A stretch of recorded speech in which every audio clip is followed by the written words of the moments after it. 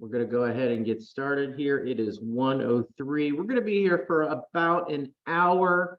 The slide deck you can see right here is linked, so you can access it, download it. I know we're going to send it out afterwards as well. There's a QR code if you want to use it and pull it up on your second screen on a phone or whatever have you.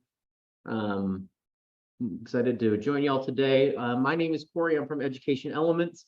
Our fundamental belief at our company is that schools grow and people grow, and that's why we focus a lot of our efforts on sharing as many resources and information as possible, such as this free webinar today, because we know that if we want to embody a learning organization and embody high quality professional development and the professionalism that goes into being an educator, a teacher, a school or district leader, we know that we want to make sure that we embody that as well in providing information. You can see here our national reach. We've been around since 2010. There's actually probably more blue dots that need to be added to this map because we've experienced a lot of exponential growth in the last couple of years as we continue to work with more and more schools and more districts. And here you can see our 11 years, 2,000 school districts, and our work to help transform. Leslie, can you help? I think you should be able to share access to the slide deck. I apologize if I didn't give that to you. Make it public, but we'll fix that, Jerry Lynn, either now or after we're done presenting. And this is just a little more information on our company. Here's me. You can follow me on Twitter, send me an email if you're ever looking for information. First and foremost, I'm a parent, a husband to a teacher. My son starts first grade on Thursday here in Austin, Texas. Excited to meet the teacher tonight. I'm hoping that y'all are having a great either planning time or your school year has started. I know everyone's on different calendars and on different places, but I'm excited for first grade for my son, who learned a lot in kindergarten, and just excited to watch him continue to grow. I'm a partner at Education Elements. That means I get to work with school districts, state agencies, organizations on learning. We have a team of consultants that we work with to help solve problems and provide custom solutions, whether that's through strategic planning, personalized learning, surveys, community engagement. We live in a lot of different places. I'm a former chief communications officer. So I was a chief communications officer in Round Rock and Leander school districts here in the Austin area. These are 40 to 50,000 student school districts. And in those roles, in Leander in particular, I was in charge of surveys. So I'm coming to you I am an expert beginner on surveys. Not somebody who is going to be able to provide you an expert research level synopsis or review or course on surveys, but I'm going to be able to speak the language, give you some tips and tricks and things that I learned in my experience in administering surveys across large school districts. I'm going to give you some things to think about and some actual questions and some topic areas that you can use in your survey work. We have a lot of high quality and research-based people at Education Elements in our tripod survey product, and I get to work with them in our support of school districts across the country. And truly, I am an expert beginner. I like the way that sounds. We're going to check in our agenda today, and our time together is we're going to check in, and I'm going to do a spark, get your brain moving with some trivia and thinking about one of the most important surveys that we have here in the United States. We're going to talk about some questions to consider when it comes to planning your survey. What are some things that you need to think about? What are some things that you need to consider to set up and be successful with your survey? We're going to have some sample questions and some areas and things for you to think about, particularly when it comes to student surveys, which we find to be so critical when it comes to our work with schools and validated. I'm going to talk about why student voice and student survey questions are really important and should be a part of your strategy. And then we're going to wrap up. So we're going to start this with, I mentioned a trivia game, get the brain juices going. So if you've never done a Kahoot, we're going to do a Kahoot to start this. What you'll do is you'll go to www.kahoot.it. You can have the Kahoot app as well. It works on your phone with the app or without. You're going to use this game pin. There's a QR code if you have your phone next to you that you can use to log in. And we're going to do a short little trivia game to get our blood flowing. You'll enter the game pin ID, and when you enter in your player name, put your first name and your last initial, just so we know who's playing. There's going to be a winner and there's going to be a prize at the end of this. So please go ahead, log into the Kahoot trivia game. There we go. Seeing some names. Type in the chat if you're having any problems.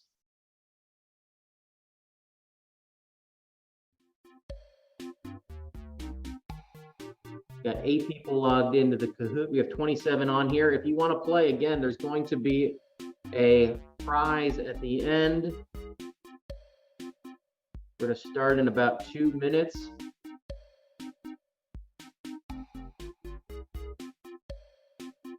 Good to see Happy in the Kahoot.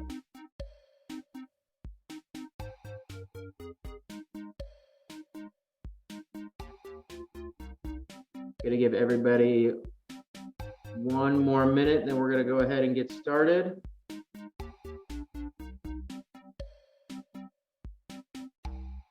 And we're off. So Kahoot, this is a trivia game, but we're going to start with what we like to call a check-in question in Education Elements, just to get the feel for the room, who's in the room, and what your experiences are with surveys. So this is not a trivia question. This is a reflection. Which color best represents your approach to surveys so far in your role at your school or school district or agency? Red, we've never gotten started. Blue, we use surveys regularly but could improve. The yellow is we use surveys sometimes but with extreme caution. Or green, we use surveys effectively. Think about your answer and you will respond now. Which color best represents your approach to surveys?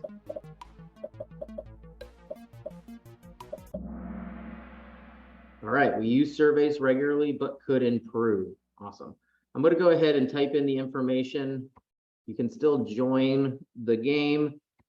PIN is 891187. And you can still follow along in the, this is not the entire presentation. So just wanted to get the brain moving, wanted to spark some thought when it comes to surveys. And one of the most important surveys here in the United States is the US Census, which is actually a requirement in the Constitution for a decennial or once every 10 years.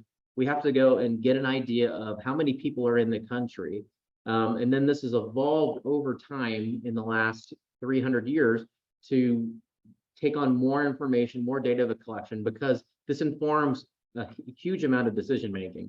So the census tells us who we are, where we're going as a nation, and how we can help our communities and where should funding go. So we're going to do a short trivia game on the US Census. So get your trivia hats going, get your brains warmed up. Short questionnaire. How many questions were on the first US Census? How many questions were on the first census? And that is Thomas Jefferson, who was the first Secretary of State and in charge of the US Census. The correct answer was 6. So let's see who is in the lead right now. Oh, it's Ebony. Ebony is in the lead. Lizzie, Terry, Kim, and Chess on the leaderboard. Question 2. In what year did Congress enact legislation creating a permanent census office? In what year did Congress enact legislation creating a permanent census office? And that is the guy who was in charge of the US Census in 1902, when it became a permanent office inside the Office of the Interior. Ebony still in first place. Kim, Jerry Lynn, Lizzie, and Terry rounding out the top 5. In what year did 95% of US households receive their census questionnaire via the mail?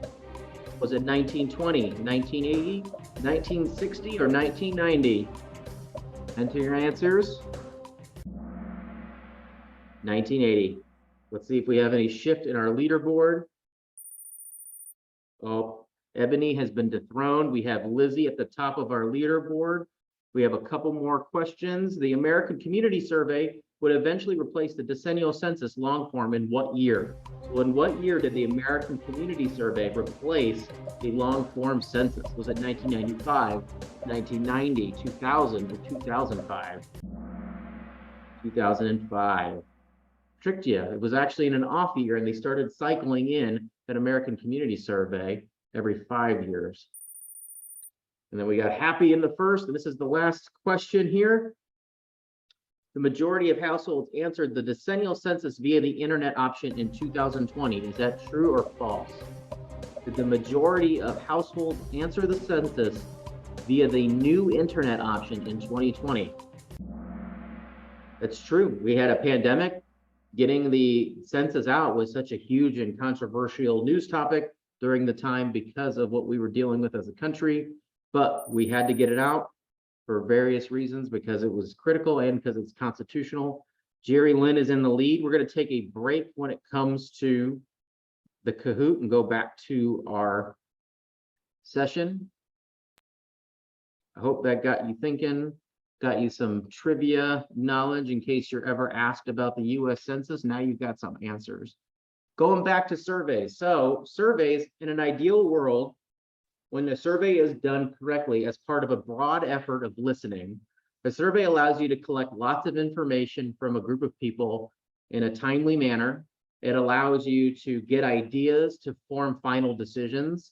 And ideally, when you collect information, you want it to have a purpose when it comes to informing something that you're trying to do, either as an educator, as a school leader, as a team leader, a department leader, or a district or agency leader. You want to inform decisions by taking a community or a student or a teacher, a group of people's voices and feedback, and use that to influence change, to influence decision-making, to be able to allocate resources efficiently, just like in the US Census, when they're trying to determine how many congressmen does each state get and how much money do we send on into each community, and how we dictate where we need to use resources efficiently. When surveys are done well, they're a part of a broader opportunity, a broader focus on listening and engagement. And these are some things to consider when putting that together. So we had 8 questions to consider. What do I want to accomplish with the data that I received from my survey? Who is the survey's intended audience? What demographic data is important for my survey? What do I need to know about the people taking my survey to influence decisions and to understand our services, what we're providing, the resources that we're utilizing and giving? What are the best methods for collecting the survey? How do I want to reach the people and engage and collect the information? Who should pre-read and test the survey? So who are the people that you need to have a part of your team? If you're a department of one, or trying to go through surveys on yourself, how do you go and engage people and get them active and improving and reviewing your survey? What important response thresholds do I need to hit before I close my survey?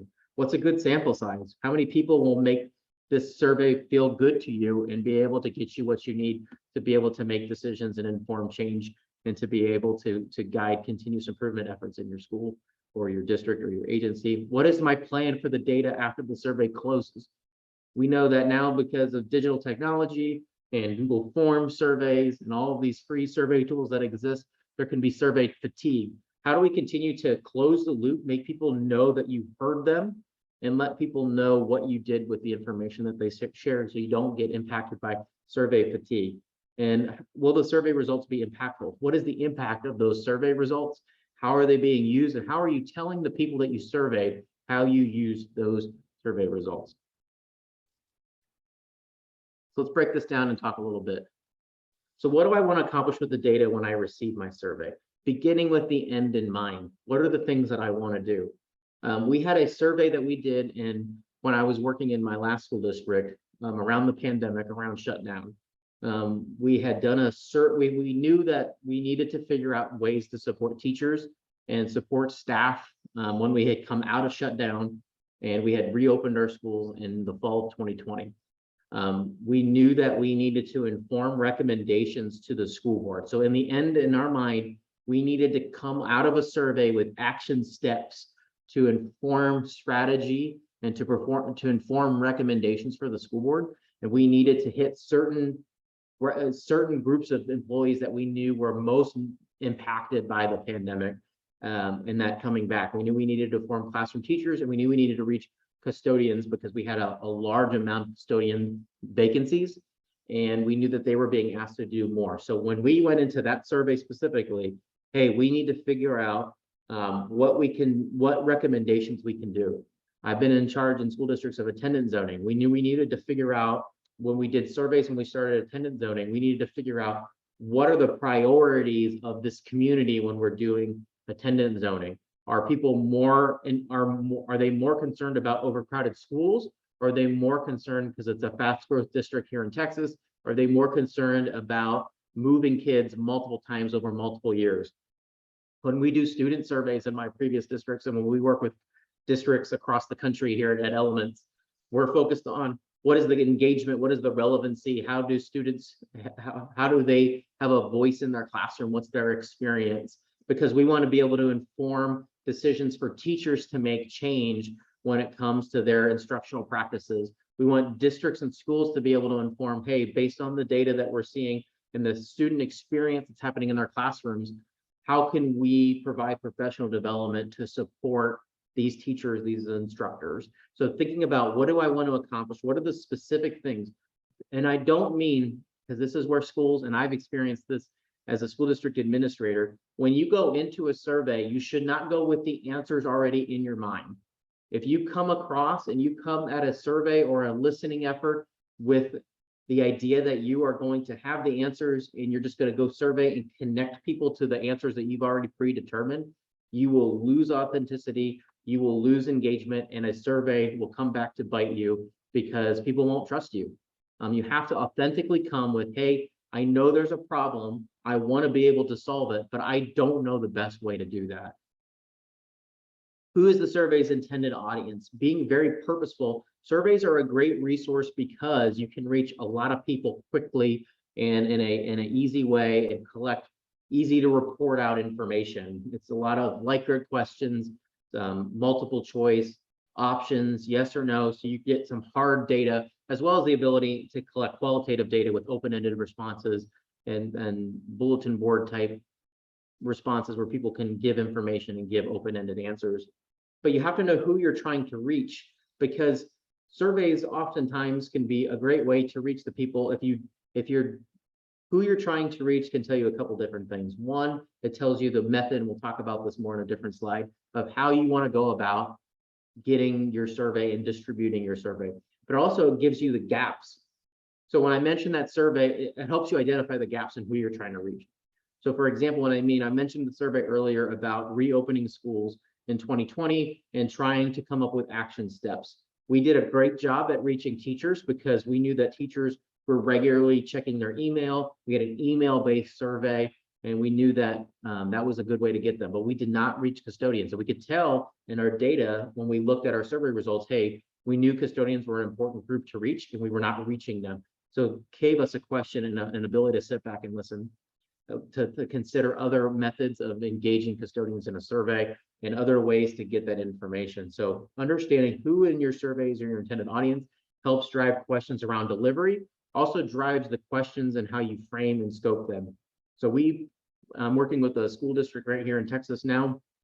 They used our survey tool last year, and they had surveyed parents in grades K-2, and they were interested in using our K-2 student survey.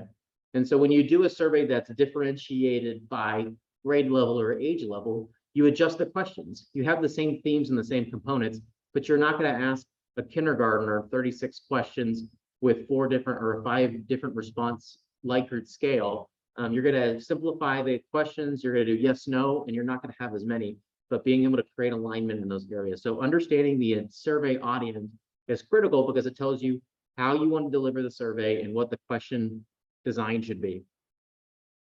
Another important thing to think about is what demographic data is important for your survey. And what I mean in demographic data is, things like gender, religion, economics, address, what their role is in your school district. And you have to have a very good knowledge. And this is something to definitely make sure you get feedback on and understand your community, because there are different demographic questions that make sense for different school districts and different communities. So being able to think, and another important thing, especially if you're trying to create trust when it comes to demographic questions and understanding and knowing your community, don't ask a demographic question that isn't going to be meaningful to the actual end result that you're hoping to get. So if you're hoping to get information that identifies gaps between income levels, then maybe an income question makes sense. If you're hoping to get information that breaks down and shows gender gaps in how they receive services, maybe a gender question makes sense. But if it doesn't make sense, then don't ask it. There's also lots of different ways to get demographic data that might not be, that actually may be more valid than information a user would provide you. So being able to tie your survey with your student information system, your employee information system, pulls relevant data. For example, if you use a survey tool or survey service, like Tripod or any of the other services that exist in the market, we work with your student information system. So we're pulling that data so that we can provide reports on the amount, the responses that students had who qualify for free and reduced lunch or hit some of those at-risk marks. And without having to ask those questions, you get that accurate, more accurate when you're pulling data. It also is less cumbersome on the survey because you don't have to ask all of those questions.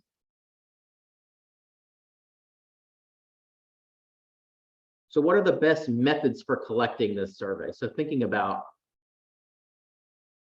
who is your audience and how do they best respond to you in a survey? So in some audiences, an email survey gets a lot of traction. So sending an email out to an audience will get you a high response rate in certain circumstances. And in my experience in schools, email survey alone, you'll get 20, 30, 40 in a general school climate survey, or a survey where people have a low level engagement or involvement pretty easily. And that's a pretty good sample size. If your goal is to reach a larger amount of people, you might want to consider other methods. So for example, when we did the survey that I mentioned earlier around reopening, when we did not reach, we reached a lot of teachers through an email link out and through a link that was available on our website. We did not reach a lot of custodians that way. So what we did was we ended up taking our survey questions, our essential survey questions, and we used a text messaging system. And we text messaged all of our custodians in English and Spanish, and they were able to text message right back their response. We made sure that we took away, we knew that most of our custodians, if not all, had access to a cell phone and text messaging. We didn't want to email, we didn't want to text message them a link where they would have to rely on a data plan or a smartphone. We wanted to make sure that we did that in a way where it was the most accessible as possible. Normally in that kind of situation, we probably would have went in person and done a survey in a staff meeting, but because of the pandemic, because we weren't getting large groups of people together, we had to think outside the box and had to do something else. Another thing to think about when you're thinking about how you're going to distribute your survey, when you're thinking about how you're going to do your survey is, do I want to send an open link or a individual link? So for example, you can have a survey where everyone goes out and fills it out and says, hey, my name is Corey Ryan, and here are my responses. I have to type in my own name. Or when you use a survey provider, what we can do is provide you, or what survey providers can do is provide you an individual link. And that's a good resource, especially if you're trying to tie your survey to a student or employee or a parent information system, because it keeps the information tied to me. So for example, when the survey provider sends out a link to Corey for my survey, it is an individual link for me, because that is allowing the survey to pull in the demographic data and whatever data that the school district or school wants. Having that kind of survey is limiting, because that means I have to get an individual link delivered to me. This is the Corey Ryan link for this survey. Having an open survey might be a better method for you, because you're trying to get a wide sample size. You're not worried about specific demographic data. You're just trying to engage a large amount of people. In that situation, everyone's going to the same link. They're going to surveylink.com/yourschool, or whatever your survey link is. Everyone's accessing it the same way. They're entering in a basic level of demographic or information that you need. Maybe they're just identifying themselves as a parent, a staff member, a teacher, or a student, and they're getting an easier access to that survey. So thinking about the best way, in an effort to collect as many stakeholders as we could. I've even done paper surveys, having paper surveys available at an office, so that when a parent can come, a school could just call a parent who maybe didn't complete the survey electronically to come in and complete that survey on paper. Sometimes having the most, especially if you're trying to collect everybody. And another method that works really well in collecting student survey data is take the time in class for students to take their student survey. That way you're getting, near, I've worked in schools and school districts where we're getting 100% response on student surveys because everyone is taking it during fourth period, during their social studies class, during their library period, and that's how you can get even a higher level of participation. When you're putting a survey together by yourself or for your school or school district, it's always important to make sure that somebody else is pre-reading the survey and testing the survey. I call this the curse of knowledge, and this isn't my concept, but it's called the curse of knowledge.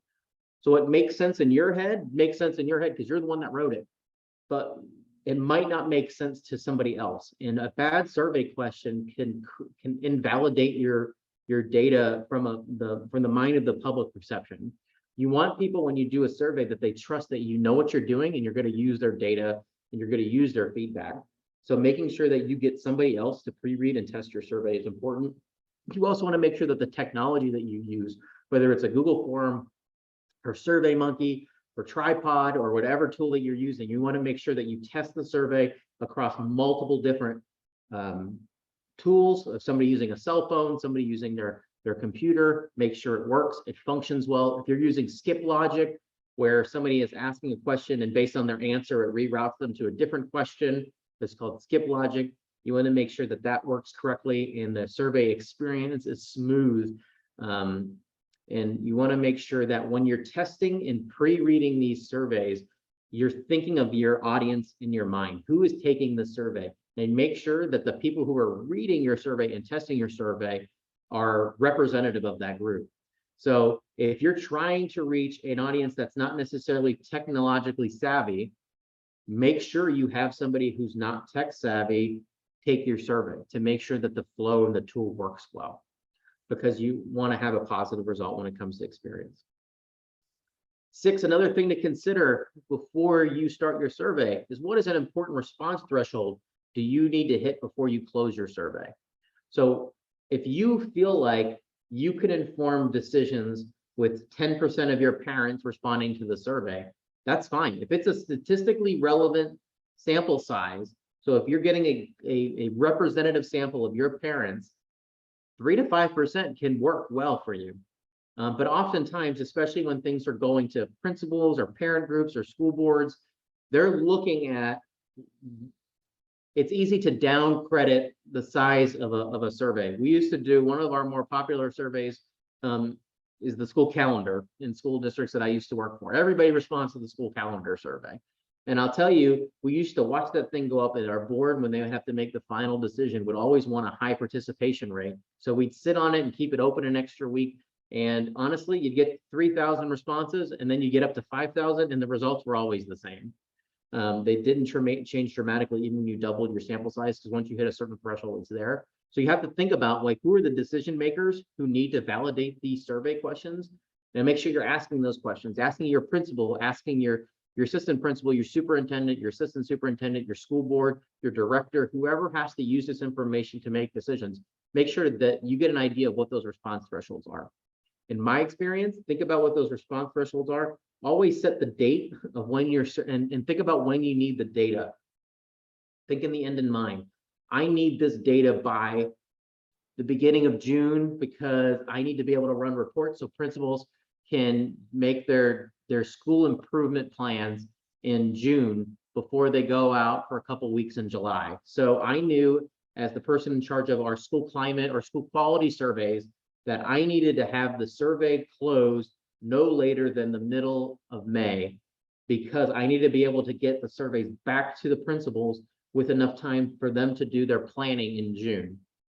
I knew if I needed to have the survey closed in the middle of May, I needed to tell people the survey was closed at the end of April, because I needed to think about and allow myself that wiggle time to extend the survey window, because people will naturally procrastinate towards the deadline.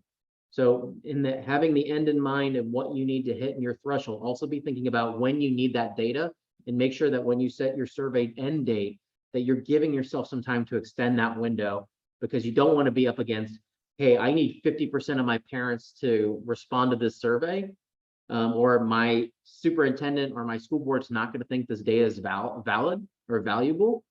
But I also need to have the data turned in. So be thinking about dates and things when you're having that. So what is the plan for the data after the survey closes? I worked in school districts and with schools and school districts who get very fidgety and uncomfortable when it comes to survey data, especially when it becomes school quality data, because it can be scary. You're going to see feedback that you maybe don't know, or maybe you do know, and it could be critical to the work that you know that you're doing. So it can feel very, it can be very, it can take you aback when it comes to putting out a survey. I'm sure everyone has experienced how it makes you feel to get feedback. Feedback, even when it's positive, can make you feel a certain way and make you feel uncomfortable. But I can tell you that a best practice for a survey is to have a plan on how you're going to share that data and how you're going to present the information after. At Ed Elements, our founder, Anthony Kim, wrote this book, The New School Rules, which is easy to see now. And in there, he wrote about a concept called the 3x3 method. And honestly, as a former chief communications officer, we didn't call it the 3x3, but this was the same kind of methodology that we would use in communicating things. So the idea of the 3x3 concept is to think about 3 different ways that you're going to share information in three different channels, 3 different outlets, and 3 different ways to do it in each. So if one of your outlets is going to be, I'm going to send this information about this survey results in an email, you're going to send the email in 3, you're going to send the information out in 3 different ways via email. Maybe one is going to be, you're going to post a flyer in the staff break room because it's a staff survey and you want them to know what you heard in their staff climate surveys. You're going to put 3 different flyers for them to read, 3 different main ideas. The other way to think about the 3x3 is to present information in 3 different levels of detail. I think it's really important that organizations summarize and have high-level data, because people aren't going to read, a significant amount of people aren't going to read a lengthy or raw data report. But some people are. Just because everybody is not going to read the long data report doesn't mean that somebody's not going to want to see that, or somebody's not going to want to have some answers. I'm not saying to present an unedited or unabridged version of open-ended responses that have who knows what's in there. I'm saying that having a summary should be a part of your plan when it comes to how you communicate your data after your survey closes, but you should also have a long, detailed report that shows the information that you heard, so that people understood, hey, you made me take a 20-minute survey or a 10-minute survey or a 15-minute survey, but you only gave me 2 high-level talking points of what you heard in that survey. It makes them feel more valid if they can see their actual words in themselves represented in the end result. And then the most important thing, which is one of the hardest things to do when it comes to collecting data, is to not only tell people that you heard them, but to tell them how their survey results, how what they told you were impactful in what you are doing, either whether that's you're a teacher or you're a principal or you're a school district administrator or a superintendent or a board of ed or a director in an agency, taking the, hey, I heard this and we did this with it. So I used the example earlier of a survey that we did in a school district opening up after COVID and the shutdown. And what we did was we were trying to identify the action steps that we were going to take in that school district to improve and support teachers and support our custodians as we were reopened. And so what we did was that we took these recommendations to the school board. And in that, we said, we heard this, we heard that teachers were overwhelmed and they didn't have enough time to manage in-person learners and learners who are remote, because our teachers were teaching synchronously. They had kids logging into Zoom while they had kids in their classroom, because in Texas, you had to do that in September of 2020. We knew that they were saying they were overwhelmed, they didn't have enough time. And so we tied those responses to the recommendation of, hey, we need to give teachers a 2-hour early release day every Wednesday. So we had, this is what we heard and this is what we did. And we made sure we reported that back out to staff after the fact. If you're doing a survey where you're engaging the instructional practices or the impact to student learning or student experience, being able to say, hey, we heard our teachers are struggling to make learning relevant, so we offered this professional development opportunity to you. We heard this and we did that. Being able to show the impact in your surveys creates a listening culture where people will continue to come and trust and believe in you. And over time, the power of impact is that you will see a shift in your organization and in your change as people will trust you and see that you're trying to get improved. So, fast and furious, spent the first part giving you things to consider when it comes to your survey, setting it up, things to think about. Now I'd like to spend some time with some sample questions. And these sample questions are rooted in our Tripod 7C survey, because these are focused on questions. We're going to be very specific. These are going to be focused on questions to give to students. And when we work with school districts often, and these are things that you could reapply to questions and competencies that you could apply to questions for teachers and questions for families and question for community. We're going to center this around the concepts of the 7C survey around teacher effectiveness and the voice of students. And the reason why I'm going to do this is because when all of the surveys that we work with at Elements, the 7C survey is the survey that has hit the highest standard, because it was funded and vetted through the MET project, which was funded through the Bill and Melinda Gates Foundation. So in this highly researched critical research of this survey tool that we have, they identified that these student surveys, the 7C surveys, are a reliable and predictive measure of student achievement. So we're going to use these as our foundation, because these are this is a highly accredited, highly researched. Remember, I said earlier on in this webinar that I am the expert of beginner level surveys. I am an expert beginner when it comes to surveys. This is the expert of expert surveys that created this, embedded this survey. So we're going to use this to frame some questions in some areas. And you can just see here the data set, because when we use our tripod survey, our 7C's tripod survey, we actually we have a norm data set. So if we're using your classroom in Hamilton, Ohio, we have a norm data set that tries to compare your classroom results on the student survey to a classroom that looks most like you. So when we're giving and informing teachers, and this is again just the validation of 152,000 classrooms who have been a part of this survey and over 3 million total student responses in this survey. And the guiding belief system, you might be thinking, because I know oftentimes I worked in a school district, I was the spokesperson, I was the face of our school district. We had to go and talk and engage with parents was a key part of my job. I know how important parents are, because they're the ones who are coming to school board meetings and bringing their issues to the forefront of your school district and your school, and they're coming to your PTA meetings. But we believe fundamentally that student voice is important and should be a part of your plan when it comes to surveys, because students are good observers. They have a good idea of what high quality instruction looks like, and that can inform a valuable part of how you utilize your resources and frame what learning looks like in your school or district. So student voice is critical. They have a great understanding of what their experience is in there. And I know we have a wide variety of people who we identify as customers when it comes to public schools as a public entity, but at the core, we're a learning organization set to build out student learning and to grow students. So having them be a part of that. And we also have validated evidence that shows that student voice and student experience provides a quality, and when it could provide a quality tool for you to measure your teacher and instructional effectiveness. And when you do that over time at a high quality with it in a consistent routine, you can identify and show growth and show areas for improvement when it comes to a school. And we know anybody who works in a learning organization has dedicated their lives to schools and education, knows that knowledge improves education. When we know what's going on, we know where to do better. When we know what's working well, we know to send teachers to go look at the classroom where their colleague is doing really well. We learn well when we know what's going on. So the 7 C's are care, confer, captivate, clarify, consolidate, challenge, and classroom management. These are the 7 competencies or components of our 7C survey where we have measured teacher effectiveness when it comes to a student's experience in their classroom with their learning. Care is to show concern for students' emotional and academic well-being. Confer is to encourage and value students' ideas and views. Captivate is to spark and maintain student interest in learning.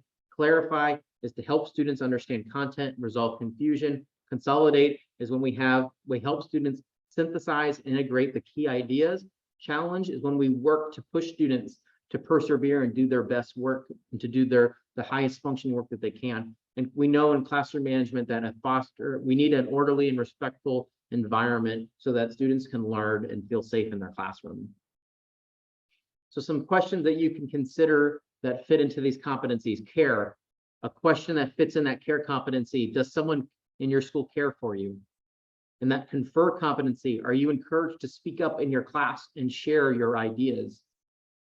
Captivate. Does your teacher make learning enjoyable? Is it relevant? Is it fun? We want kids to feel good in school. Clarify. If a student doesn't understand something in class, do they know how to ask for help? Consolidate. Do you learn something most every single day? Challenge. Does your teacher expect the very best from you? Classroom management. Is your classroom environment under control and productive for learning? Again, these are very basic questions, yes or no, that fit into this spectrum, but you can use these and mold them based on who your audience is, based on what grade level, what role they play, and manipulate and get these highly researched components of what high quality instruction looks like. So does someone care for you in your school? You can use this to ask a student directly. You could have a Likert scale question. You could use this to ask a parent, do they know somebody who cares for them individually? Do they know somebody who cares for their child? Does their child know somebody? There's different ways that you can frame and scope this area to learn if your student, if a child knows who can help them in school and who cares about them. Confer, get an idea of how they're engaged in class and how they get to speak and share their ideas and their perspectives. Captivate, just understanding how a student views their overall quality and engagement in their content and feeling good about what they're learning. Clarify, do they understand something in class? Do they know how to ask for help? We talk about student engagement, student empowerment, student agency, and being able to measure that as a key component of your survey. Consolidate, like, do we know that students are learning and growing every day? Do they feel like every day is productive for them? Are they understanding all of the different values that they're getting in school and all of the different things that are provided? Challenge, understanding, does a student feel challenged in their work? Do they feel like they're doing their best work every day and that their teacher is there to help be the leader in that? And then classroom management, just knowing in general, does a student feel like their environment is under control, productive for learning?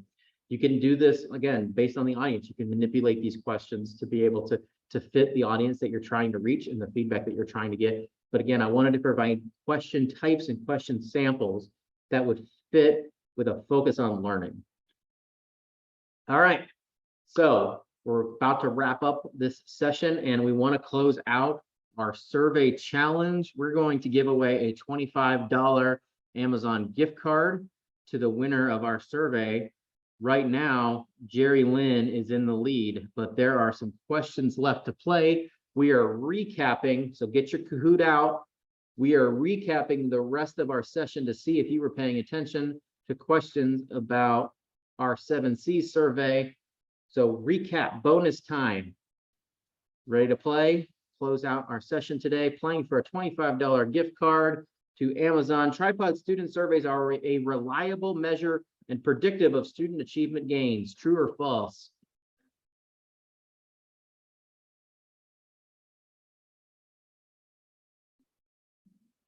That's true. Based on that MET study and that highly academic survey, we do know that the student surveys that we use in Tripod and the 7Cs are a reliable and predictive measure of student achievement. Jerry Lynn holding on to that top spot.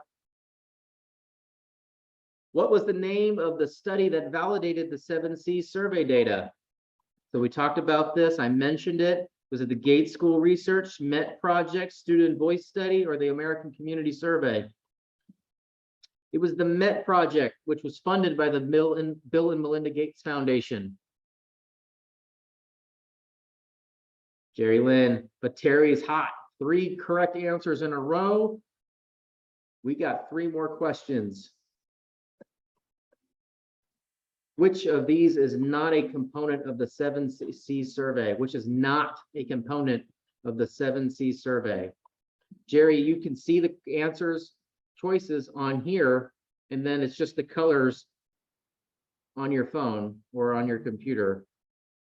For someone who cannot see the answers, Jerry Lynn, you are doing really well. You are in the lead with 2 questions to go. How many student responses make up the tripod norm data set?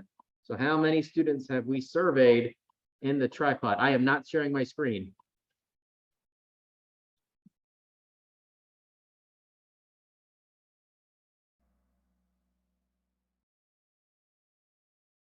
Well, I apologize for that.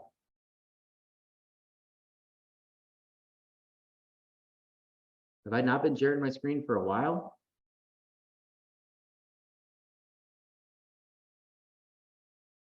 Nope.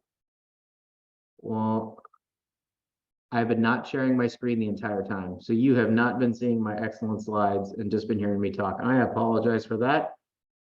I don't know how I did that.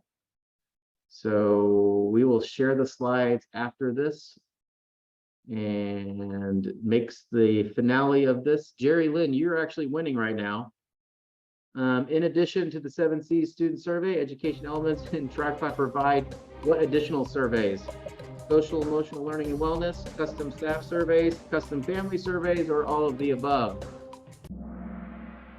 That's right. We offer lots of surveys. We focused our time on the 7 C's because we wanted to give you some sample questions that would work across a multitude, but we do provide custom surveys.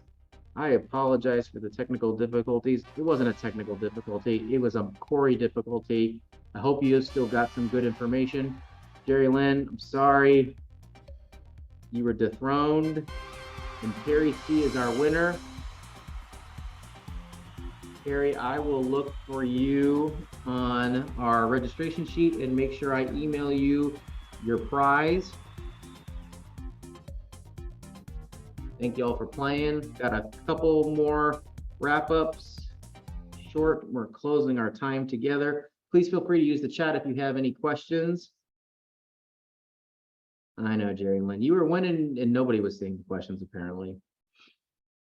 Everyone's a winner, hopefully, because hopefully I gave you at least something you can walk away with and use. And if I didn't, the ultimate guide for surveys, the ultimate guide for student and teacher surveys, which we will also email after this presentation out, is a great user guide. Lots of smart people put this together. And another tool that you can use in helping inform your surveys for student and teachers. So there's something that you can leave today with. A survey about a presentation on surveys. I'm going to drop this in the chat. I'd love to know, get your feedback on today. Get this. Know how I did. Expecting lots of feedback about how I couldn't even share my screen right. Totally get that. Again, I apologize, but we love your feedback nonetheless. You can also subscribe to our blog and our YouTube. I'll go ahead and drop those links in here as well.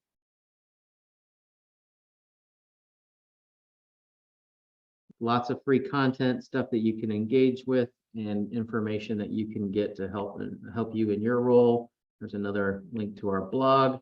And next up, September 15th, got some time between now and the next Engage and Motivate webinar series, how to start your year personalizing learning. Lots of different sessions. I think everyone here is signed up and has access to all of them. We're excited to be engaging with y'all across the next couple weeks and into November of 2022. It's an interesting time for me personally to think about November because my wife is due. I'll be a parent of 2 in November 2022. So thinking about that that's only a few short months away. Thank you so much. I'll stick around and answer any questions that y'all might have. I appreciate your time, your attention. I hope I gave you some good information, and good luck in your school year, and just keep doing great things for kids. Thank y'all. I'll hang out here and answer things in the chat.